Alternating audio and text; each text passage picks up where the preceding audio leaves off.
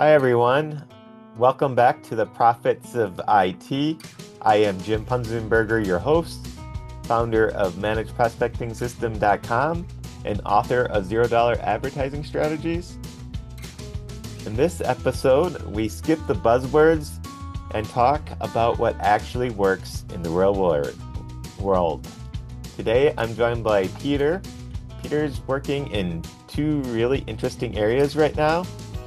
One is Web3 enablement with an MVP that's just starting to sell, and the other is Formal Foundry, which he's contributing to the state of generative AI safety, which is something a lot of people talk about, but very few truly understand or know what it means. Peter, great to have you.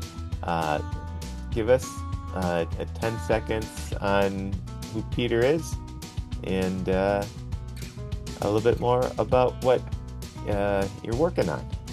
Sure. Hey, Jim. That was a great introduction. Thank you. You're Thank welcome. you very much.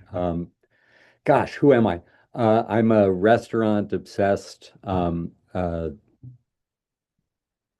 professional CFO for startups turned entrepreneur in the last 2.5, 3 years. And it's not the first time I've done it, but it's different every time than working for clients when you're working for yourself. I like to think I treat everything that way, but you know, when it's yours, like Jim, it's really yours, and your motivation is yours. So it's a lot of fun.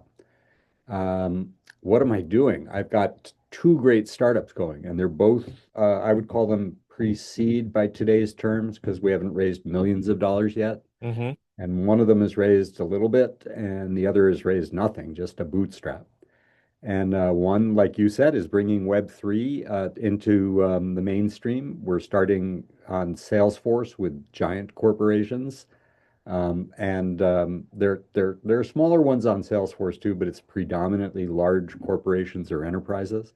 And then the other one is working on safety in the generative AI era.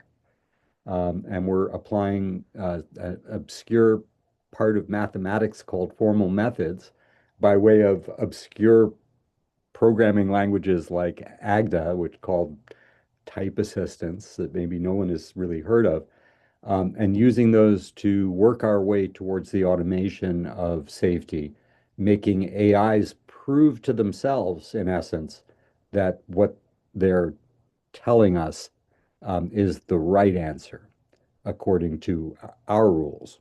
And right now, it's a difficult problem, so we can't really automate it fully. And maybe this is a good thing, I think, where it's a human AI collaboration that ends in a proof of whatever rules you're trying to create. They might be rules for this podcast, for example. Sounds like an interesting and exciting time. It is. So let's jump right into it. What's one belief people have about Web3 or Gen AI right now that you think is either wrong or dangerously incomplete? Um, I think people are still scared of this thing that we've been calling crypto, and maybe part of it is the branding itself is terrible, and whether somebody actually masterminded that or Uh-huh. not. I find on the blockchain that a lot of nomenclature is unclear and says the opposite of what it is, and that's very confusing for non-natives. And even the idea that, people can be blockchain natives is sort of the antithesis of adoption. So we now are struggling, I think, with the idea that the banking system can be so slow.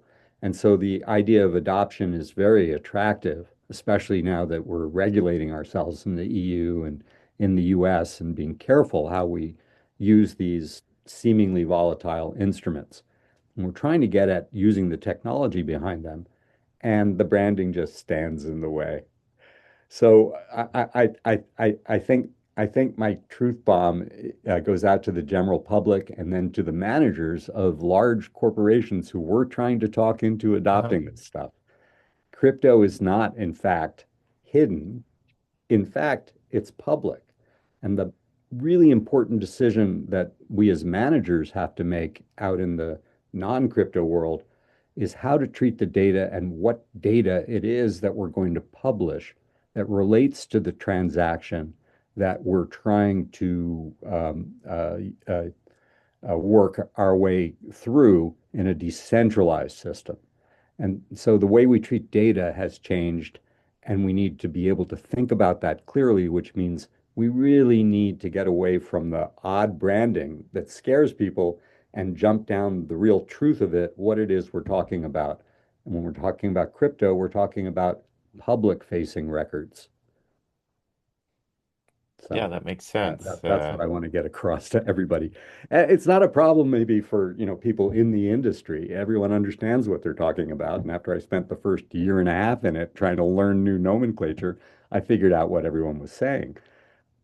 But that's not a Yeah, great way to adoption. but it's So ultimately an open, like it's open records in the blockchain, which could be good and could be bad depending on your use of it, right?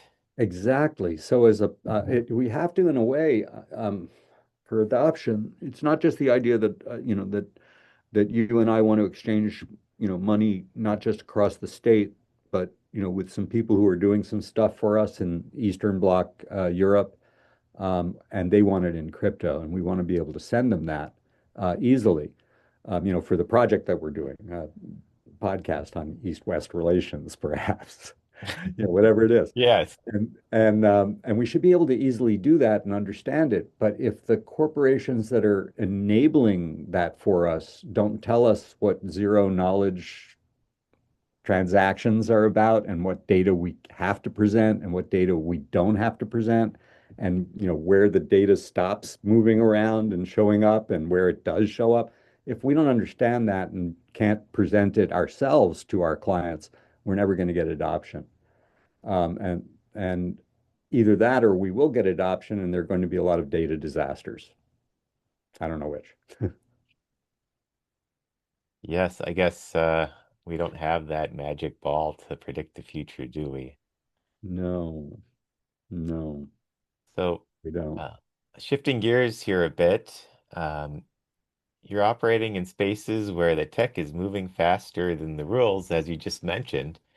What's the skill or mindset that lets you work comfortably in areas that feel undefined or risky to most people? That's fun. I was going to answer that question differently, but you asked it in such an interesting way. I think I'm just a person who's future oriented. As a kid, I read a lot of science fiction, and the techno science fiction really interested me more than the fantasy. And I somehow related that to business as I made the transition to adulthood. And everything I do except turnarounds, which are really fun, which are generally Rust Belt things, looking at older tech. Everything is looking at tech for me. And I surround myself with engineers. And I think my superpower ability is being able to take what my engineering friends tell me and turn it somehow into English. And it's related to what I was going to talk to you about, which is modeling, which takes me to places and helps me to learn things and gets me in groups with engineers as well. And I guess I've spent my entire life as a frustrated engineer, and I don't see the color green. And that was a problem back in the 1970s and 80s when I was starting to study. So I couldn't really become an electrical engineer. So, here I am. So yeah, I think relating complex things in a way that the rest of us can understand. That's, I think, a skill that is very valuable. Um, so, shifting gears again here, every builder I respect has at least one that hurt moment. I really learned from this. What was there a point where you realized the way most people approach AI or Web3 safely was missing something critical.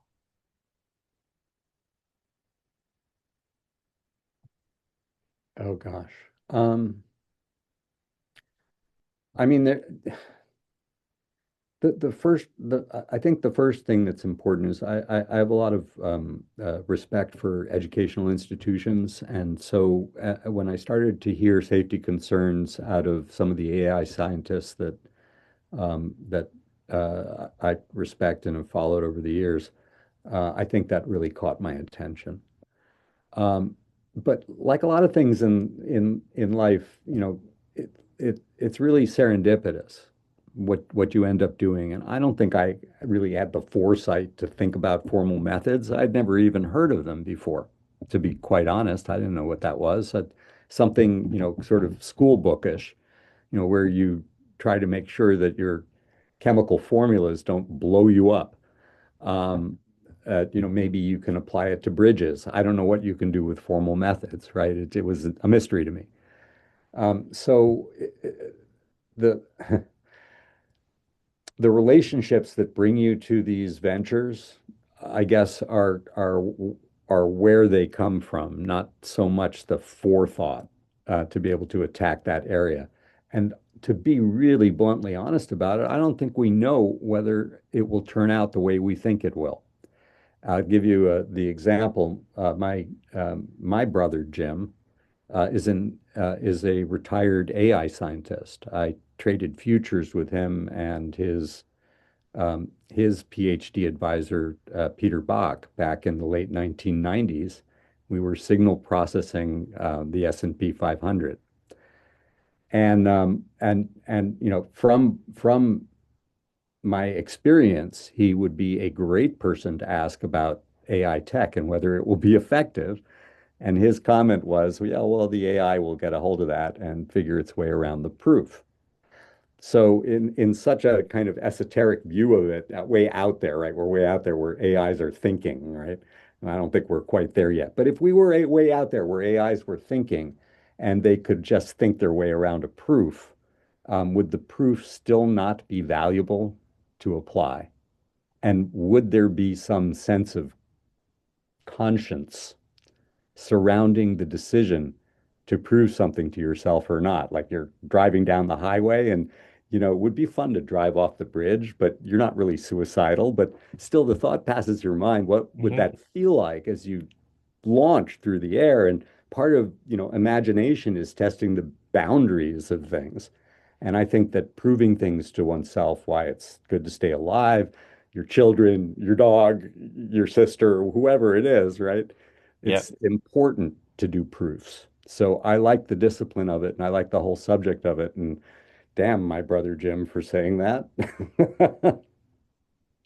Yeah. Uh, that's quite interesting. So, for people listening who's curious about AI safety or Web3, but feel like it's all either hype or chaos, what's one small step they could take to understand the space without getting lost? Oh gosh, well, if you're one of our prospective customers who are right now all Salesforce people, but later will go to Zoho as well and others, maybe Intuit. But out there in Salesforce land, and you want to try crypto, you don't ever have to touch the blockchain to use it.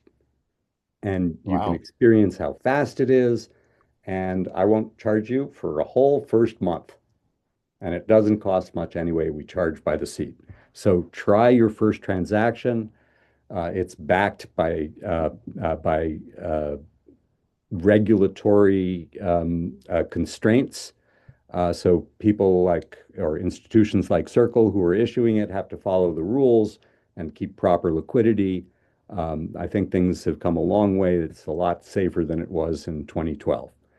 So you can use stable coins without worrying. You don't have to go to your board. You don't have to test the risk of it. You can use it right away, and you never have to touch the blockchain. You just don't, you won't be charged through the nose anymore. And while you're on the phone with your supplier overseas, the payment can happen and they can release your goods. It's a lot of fun and a better way to do business. On the other side, I'm in that funny startup spot where you're trying to identify who your customers are. Mm-hmm. And Formal Foundry, which may change its name to Code Credence shortly, and Code Credence is trying to figure out how it can accelerate now that it has a working proof of concept. And we won the innovation contest for cybersecurity at the Millipole event in Paris, which is a gathering of people concerned with security. A lot of military and police people are there, but anybody really concerned with security, especially cybersecurity. And we won, and that's really exciting. And now what are we going to do? So I'm trying to figure out, where to get some money and a client, and we're working on our minimum viable product, our MVP, and our MVP deals only with the inputs. If you and I want to create some rules surrounding, something, I don't know, the way our kids play together in the backyard, and we talk to an AI about what rules that should, are they allowed to look over the fence? What are they Mm-hmm. allowed to do? And we make the list of what they're allowed to do. Our device takes that list and turns it into what we're calling machine readable language, which we define as it allows you to run a proof to see whether the rules will work properly within the constraints that we've set up. So in this world of rules that we create for, I don't know, a dam, for a nuclear facility, will those protocols work in a meltdown? When the kid looks over the fence, what's the protocol? Yeah. So it's kind of like that, and I think it's a great place to start. And if someone out there would like to work on their safety with us, we'd be happy to install our MVP while we build it on your machine. Cool. I So think what that's would it. be a great way of getting in touch with you?